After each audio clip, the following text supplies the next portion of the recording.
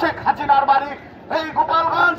আমাদের মহামাটি মানুষের নেতা, গোপালগঞ্জের উন্নয়নের রূপকার, আমাদের অভিভাবক জননেতা জনাব শেখ ফজলুল করিম সেলিম ভাইয়ের বাড়ি।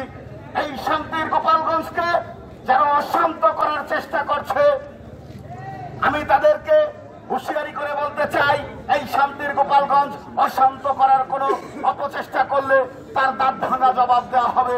সাথে সাথে আমি উদাত্ত আহ্বান রাখবো, অনতিবিলম্বে আপনারা যদি এই আসামিদের গ্রেফতার না করেন, অস্ত্রের যোগানদাতা এবং যারা হত্যা করেছে তাদেরকে আপনি চিহ্নিত করে এই অস্ত্র উদ্ধার না করেন, তাহলে আমরা এর থেকে কঠোর আন্দোলনের ডাক দেব, সেই আশাবাদ ব্যক্ত করে সকলের সুস্বাস্থ্য দীর্ঘায়ু কামনা করে আমি আমার সংক্ষিপ্ত বক্তব্য শেষ করছি। জয় বাংলা, জয় বঙ্গবন্ধু।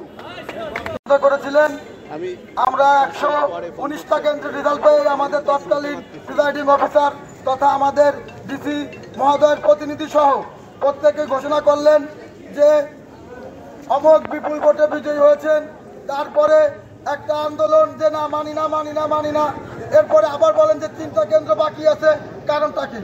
বেসরকারিভাবে আপনি যখন ফলাফল প্রকাশ করলেন, এরপরে কিভাবে আবার 3টা কেন্দ্র বাকি থাকে? তারপরে আপনারা যা করেছিলেন, গোপালগঞ্জের আপামর জনগণ সবাই মেনে নিয়ে বুক ভরে কষ্ট নিয়ে মেনে নিয়েছিল এবং শান্তিপ্রিয়ভাবে সবাই বসবাস করতেছিল। কিন্তু এই নির্বাচনকে কেন্দ্র করে কেন তার 3 দিন পরে এই চন্দ্রদিগুলিয়া গ্রামে এই বিজয়ী যে প্রার্থী বিজয়ী কামরুজ্জামান লুটুল ভূঁইয়া এটার নেতৃত্বে কেন এই শান্ত পরিবেশকে অশান্ত করা হলো? এর জবাব চাই প্রশাসনের কাছে। এবং আমি ব্যক্তিগতভাবে 2010 সালে সংসদ নির্বাচন করি বঙ্গবন্ধু কলেজ থেকে।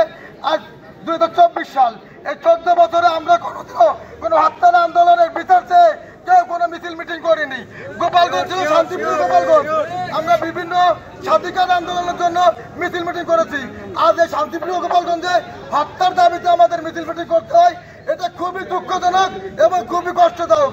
আমাদের গোপালগঞ্জের মানুষের নেতা শেখ ফজলুল করিম সেলিম ভাই দীর্ঘ ৪৫ বছর ধরে এই গোপালগঞ্জের প্রতিটি মানুষের দেখভাল করে রাখছেন এবং আমরা শান্তিপ্রিয়ভাবে বসবাস করতেছি।